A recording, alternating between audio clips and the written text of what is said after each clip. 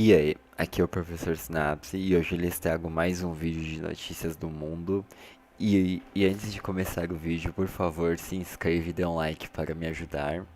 E vamos lá para o vídeo. Enquanto isso, na fronteira entre o Brasil e a Venezuela, na cidade de Pacaraima, tivemos a Venezuela pela segunda vez no ano fechando a fronteira com o Brasil. A primeira vez foi no dia do processo eleitoral, mais comum, e agora também anunciaram o fechamento para realizar seus próprios exercícios militares, conhecidos como o escudo bolivariano. Até aí, o Brasil até soltou uma nota dizendo que é relativamente normal, faz parte dos interesses bolivarianos da Venezuela. Mas sabemos que de fato as relações não andam muito boas entre o Brasil e a Venezuela. O Brasil não reconheceu oficialmente, embora tenha enviado a embaixadora para a posse de Nicolás Maduro, mas oficialmente está naquele meio termo. Já tivemos declarações de representantes da Venezuela falando que o Lula era um agente da CIA, e então uma parceria que já foi muito mais próxima agora já não está tão boa. O fato é, pessoal, que os exercícios aconteceram, inclusive alguns vídeos mostraram até alguns equipamentos militares passando para o lado brasileiro da fronteira. O que de fato não deveria acontecer, mas que tem acontecido, não acho que será alvo de algum tipo de punição ou algum ataque do Brasil, frente aos equipamentos venezuelanos.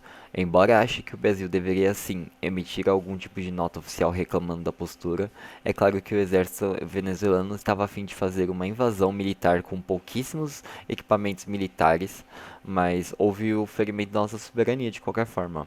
E houve uma invasão ao território brasileiro sem autorização expressa das nossas autoridades, até parecendo uma espécie de provocação. Então o Brasil deveria sim emitir uma nota oficial. Mas o Brasil também dá uma resposta hoje.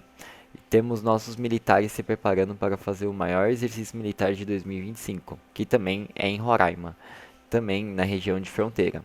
A alegação é que quando tivemos, talvez você se lembre, a Venezuela ameaçando esse equibo, retomar esse equibo, que é território da Guiana, muitos acreditavam que por conta até do próprio relevo, os militares venezuelanos poderiam invadir o território brasileiro, para depois chegar na Guiana.